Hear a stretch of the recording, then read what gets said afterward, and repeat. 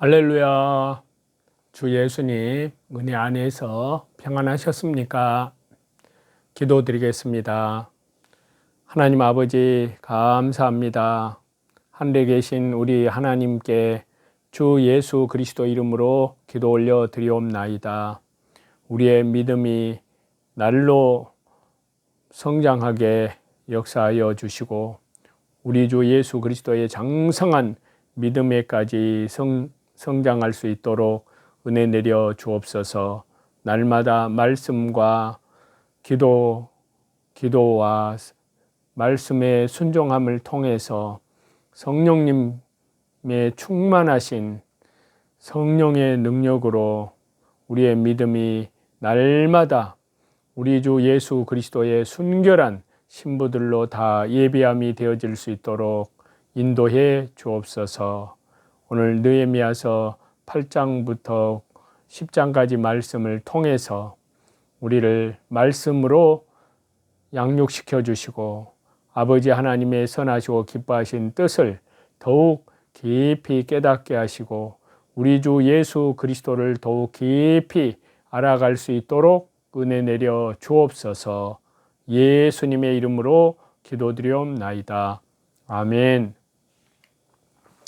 오늘은요 느헤미야서 8장부터 10장까지 말씀인데요. 느헤미야 8장 말씀을 보겠습니다. 먼저 느헤미야 8장 1절부터 12절까지 말씀을 보시게 되면 여기에서는 에스라의 율법의 말씀의 낭독과 백성들의 하나님의 말씀을 올바로 깨닫게 하는 그런 말씀을 하고 있습니다. 느헤미야가 주도한 제3차 귀환과 예루살렘 성벽의 중건에 관해서 기록하고 있는 이 느헤미야 전반부, 그러니까 느헤미야 1장부터 7장까지인데요.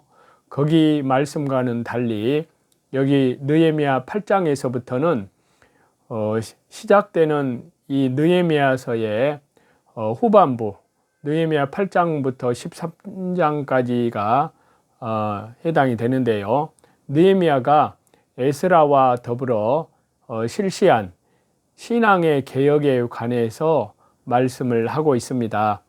예루살렘 성벽을 무사히 완공시킨 후에 그와 같은 예부적이고 눈에 보이는 가시적인 성과에 만족하지 않고 유다 사회 내부의 영적인 신앙의 부흥을 도모하기로 느헤미야는 결심했던 것 같습니다. 따라서 본문에는 그와 같은 시도의 첫 단계로 유다 백성들 앞에서 율법 책의 내용, 그러니까 구약 성경의 말씀을 낭독함으로써 그들의 마음을 하나님께로 향하게 만든 사건이 말씀하고 있습니다. 한편으로 에스라 10장에 등장한 후로 여기 느헤미야서에서는 그의 이름이, 그러니까 에스라의 이름이 1절 언급되지 않던 에스라가 갑자기 여기 느헤미야 8장 본문에 등장하여 느헤미야와 함께 신앙의 개혁을 주도하기 시작하였습니다. 이러한 열심 있는 에스라가 예루살렘 성벽의 재건이라는 중대사에 전혀 관여하지 않은 사실은 얼른 납득하기 어렵습니다만 이것은 마치 느헤미야가 아닥사스다 왕의 소환을 받아서 예루살렘을 떠나 있었던 기간이 존재하는 것처럼 에스라 역시 부득이한 사유로 예루살렘을 떠나 있었기 때문으로 추정이 됩니다.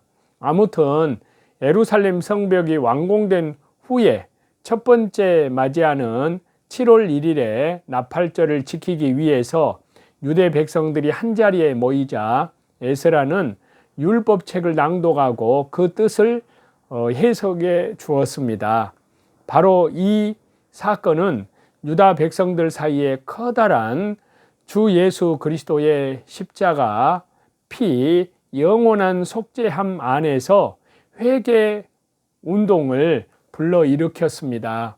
그리하여 느헤미야와 에스라가 통회하는 백성들을 진정시켜서 도리어 위로해야 될 지경에 이르렀습니다. 이와 같은 사건이 주는 말씀은요, 첫 번째, 영적인 부흥이야말로 성도들이 일평생 추구해야 할 궁극적인 일입니다. 예루살렘 성벽의 완공이라는 위험을 달성했음에도 불구하고 느헤미야는 유다 백성들에게 진정으로 필요한 것이 영적 부흥이라는 사실을 잊지 않았습니다. 비록 우리가 존경받을 만한 교회 직분을 지니고 여러모로 승리하는 삶을 유지한다 할지라도 영적인 부흥을 계속해서 추구하지 않는다면 하나님과 우리의 관계는 점점 멀어지고 결국 우리의 인생은 하나님 보시기에 실패한 인생이 되고 맙니다. 그리고 이러한 원리는 성도들 개개인에게 뿐만이 아니라 지상의 모든 교회도 적용이 됩니다. 혹 겉으로 화려하고 웅장해 보이는 건물과 많은 신자들의 교인들의 숫자를 자랑하며 마치 그것이 부흥의 증거인 양 착각하는 교회가 있다면 결국 사대 교회처럼 살았다 하는 이름은 가졌으나 죽은 자로다 라는 주 예수님의 책망을 듣게 될 것입니다. 두 번째로는요, 하나님의 말씀이야말로 우리에게 참된 주 예수 그리스도의 십자가의 피, 영원한 속죄함 안에서의 참된 회개를 불러일으키고 동시에 참된 위로를 가져다 줍니다. 유다의 백성들이 커다란 회개 운동을 일으킬 수 있었던 것은 에스라가 낭독하고 해석해 주는 하나님의 말씀, 율법 책의 내용 때문이었습니다. 진정 하나님의 말씀은 살았고 운동력이 있어서 좌우의 날선 어떤 검보다도 예리하여 우리의 혼과 영을 찔러 쪼개고 마음의 생각과 뜻을 감찰하기에 충분합니다. 그러한 하나님 말씀에는 권세가 있습니다. 이러한 하나님 말씀 앞에 우리는 우리의 모습을 비춰보면서 과연 자신의 믿음과 삶이 하나님께서 요구하시는, 인정하시는 기준에 합당한지 살펴봐야 합니다. 이때야 비로소 우리는 주 예수 그리스도의 십자가의 피, 영원한 속죄함 안에서 참된 회개에 이를 수 있고 또한 성경에 약속된 위로와 영원한 생명의 축복을 누릴 수 있습니다. 다음은 느헤미야서 8장 13절에서부터 18절 말씀인데요. 여기에서는 초막절의 준수에 대한 말씀을 하고 있습니다. 자, 앞에서 에스라가 낭독하는 율법책의 내용 말씀을 듣고 커다란 주 예수 그리스도의 십자가의 피, 영원한 속죄함 안에서 회개 운동을 일으킨 바 있는 유다 백성들은 나팔절 행사가 끝나자 다시 에스라를 찾아와서 율법의 말씀을 좀 더 자세히 알고 싶어 했습니다. 그 결과 그들은 7월에 순종하고 준수해야 되는 초막절의 규례를 율법책에서 발견하게 되었고 마침내 여호수아 시대 이후로 가장 완벽한 초막절을 준수할 수 있었습니다. 한편으로 여기 이 본문의 말씀에 유다 백성들이 초막절을 준수한 것에 대해서 특별히 언급하고 있는 것은 초막절의 역사적 의미와 관련이 있습니다. 즉 초막절은 애굽의 이집트의 노예 생활에서 풀려난 이스라엘 백성들의 광야 40년 삶을 기념하기 위한, 예배하기 위한 절기였는데요. 이제 바벨론의 포로 생활에서 풀려난 유다 백성들은 초막절을 준수함으로써 70년간에 걸친 포로 생활의 쓰라림과 그 가운데에서도 계속 지켜주시고 보호하신 하나님의 은혜를 다시 기억하고 다시는 하나님께 범죄하지 않기로 신앙의 결단을 한 것입니다. 그렇기 때문에 우리는 여기 말씀에서 몇 가지 교훈을 발견하게 되는데요. 첫 번째로는 성도들은 하나님의 말씀을 더 자세히 알고 싶은 열망을 지녀야 한다는 것입니다. 유다 백성들이 율법의 말씀을 밝히 알고자 하여 학사 에스라에게로 찾아왔듯이 우리 성도들은 하나님의 말씀을 사모하는 열정에 사로잡혀서 밤낮으로 성경을 읽고 묵상해야 됩니다. 참으로 사슴이 시냇물을 찾기에 갈급하듯이 우리의 영혼이 하나님의 말씀을 갈망하여 언제 어느 곳에서나 주님의 살아있는 생명의 말씀을 묵상해야 되는 것입니다. 두 번째로요, 하나님의 말씀대로 준행하는 삶은, 또 하나님의 말씀대로 순종하는 삶은 우리에게 큰 기쁨을, 말씀과 성령으로 충만한 기쁨을 가져다 줍니다. 율법책에 기록된 규례대로 초막절을 준수했을 때 유대 백성들은 크게 즐거워할 수 있었습니다. 세상 사람들이 보기에는 하나님의 말씀대로 준행하며 살아가는 성도들의 삶이 너무나 답답하고 재미없게 여겨질지라도 실제로 우리가 하나님의 말씀을 인생의 등불로 삼아서 삶 속에서 순종하게 되면 너무나 큰 기쁨과 만족을 누릴 수 있습니다. 물론 이러한 기쁨과 만족은 세상이 우리에게 주는 것과는 전혀 다르기 때문에 불신자들이 이해하지 못하는 그러한 것은 당연합니다. 육신적으로 존귀하게 처한다 할지라도 하나님의 말씀을 올바로 깨닫지 못하면 멸망하는 짐승과 같은 것처럼 성도가 말씀에 대한 영적인 깨달음이 없이 신앙생활을 한다면 그는 필경 잘못된 길로 갈 수밖에 없습니다.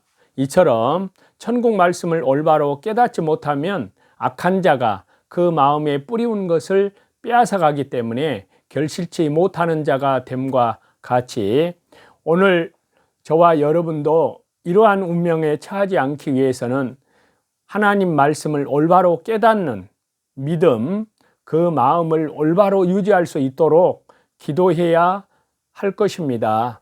그렇기 때문에 성도가 깨닫는 마음을 가질 때 어떤 현상이 나타나게 되는지, 말씀을 깨달으면 첫 번째로는 하나님께서 나의 힘이 되심을 알게 됩니다.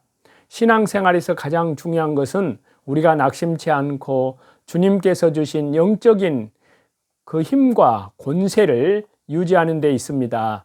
여기에서 힘은 단단하다, 강하게 하다를 뜻하는 견고한 성, 산성, 보장, 피난처, 세력, 이러한 것으로 말씀을 드릴 수가 있는데요.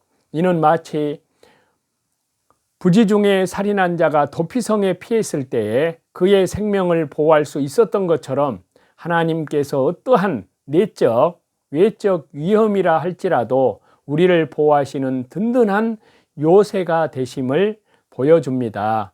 이 말씀을 깨달으면 그래서 성도들은 하나님께서 우리의 피난처 되심을 항상 날마다 기억하면서 내 힘이 말라 질그릇 조각같이 되었다 할지라도 하나님 살아계시는 말씀을 통하여 하나님께서 공급해 주시는 힘을 가지고 범사에 주 예수님 그리스도를 신앙에 인격적으로 닮아 나아가는 삶으로 하나님과 믿음으로 동행할 수 있게 해 주십니다.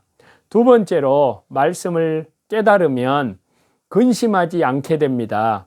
성도가 영적으로 병이 들었을 때 나타나는 현상 가운데 하나는 근심한다는 것입니다. 여기서 근심하다는 것은 색이다는 뜻이 있지만 대부분의 경우 추상적으로 사용되어서 마음을 칼로 새기듯이 슬퍼하다, 섭섭하다 이러한 의미를 지니는데요. 이는 마치 버림받은 아내가 마음에 괴로움을 느끼듯이, 혹은 돌을 떠내는 자나 나무를 쪼개는 자가 육체적 고통을 느끼듯이 마음이 상하여 근심하다라는 뜻입니다. 이처럼 마음에 평안함이 없이 어떤 일을 마음속에서 몰두하게 될 때 우리는 괴로움을 당하게 되는데요. 이것은 하나님의 말씀에 침감치 못하는 자가 당하는 고통입니다. 따라서 저와 여러분, 우리 성도들은 주 예수님의 십자가의 피, 영원한 속죄함 안에서 회개함에 이르게 하기 위한 근심이 아니라, 생애 염려에 대한 근심이라면 말씀을 올바로 깨달아서 그러한 근심으로부터 벗어나야 할 줄로 믿습니다. 그리고 우리는 만왕의 왕 되시는 주님만 바라보며 표대를 향하여 믿음으로 날마다 전진해 나아가는 성도가 되어야 될 줄로 믿습니다. 또 말씀을 올바로 순종하고 그 말씀을 올바로 깨달으면 세 번째는 즐거워하는 삶을 살게 됩니다. 즐거움은 그리스도인의 신앙생활에 합당한 결과입니다. 그래서 여기에 즐거워하다라는 것은 노동하다, 생산하다라는 뜻과 기쁨을 의미하는 그런 복합어로서 어떤 물건을 만들어내듯이 기쁨을 생산한다는 그러한 뜻입니다. 구약시대의 경우에 있어서 이러한 기쁨은 그 외적인 표현과 내적인 체험이 밀접한 연관을 갖고 있습니다. 이러한 기쁨은 축제에서 모든 사람이 기쁨을 함께 표현하는 것처럼 함께 나눌 때에 그 의미와 체험이 더욱 커지는 것입니다. 그러한 의미에서 즐거움은 더불어 살아야 하는 성도에게 주어진 하나의 의무이고, 주님의 말씀을 올바로 성령께서 조명해 주실 때, 깨달을 때 얻게 되는 것으로 성도의 얼굴을 빛나게 합니다. 저와 여러분, 오늘 우리 주변에는 말씀의 참뜻을 깨닫지 못하는 성도가 많이 있습니다. 어떤 이는 많이 들으면서도 깨닫지 못하고, 또 어떤 이는 악을 행하기 때문에 그 마음이 무디어져서 깨닫지를 못합니다. 우리는, 저와 여러분은 어떠한지, 정말 말씀을 옳게 분별하고 있는지, 우리는 지금 하나님께서 나의 힘 되심을 알며 그 마음의 기쁨과 감사가 넘쳐나는지, 성도가 주님의 말씀을 올바로 알고 말씀을 깨닫게 되면 나의 힘의 근원이 바로 하나님이심을 알게 되며, 그로 인하여 근심하지 않고 영적 평안을 주 예수 그리스도 안에서 누리게 됩니다. 그리하여 예수 그리스도 은혜 안에서의 참된 기쁨을 누리며 즐거운 삶을 살아가시는 저와 여러분이 다 되시기를 우리 주 예수 그리스도 이름으로 간절히 축원합니다. 기도하겠습니다. 하나님 아버지, 감사합니다. 하나님의 말씀은 살았고 운동력이 있어 좌우의 날선 어떤 검보다도 예리하여 우리의 혼과 영과 또한 골수를 찔러 쪼개기까지, 우리의 말씀은, 하나님의 말씀은 우리의 영혼의 양식이요 또한 생명의 근원이요 삶을 살아낼 수 있는 성령님의 능력과 권세임을 믿습니다. 그 말씀이 우리의 믿음을 더욱 성장할 수 있도록 날마다 말씀 가운데로, 말씀의 권세로 역사하신 하나님께 감사와 영광을 돌립니다. 다시 오실 주님 재림의 때에 오늘 또 나를 철저히 부인하고 주 예수 그리스도의 십자가의 그 믿음을 온전히 말씀 가운데에서 더욱 성장해 갈 수 있도록, 그리스도의 순결한 신부들로 성장해 갈 수 있도록 은혜 내려 주옵소서. 감사드리오며 예수님의 이름으로 기도드리옵나이다. 아멘. 저와 여러분의 영혼을 우리 주 예수 그리스도 이름으로 사랑하고 축복합니다. 감사합니다.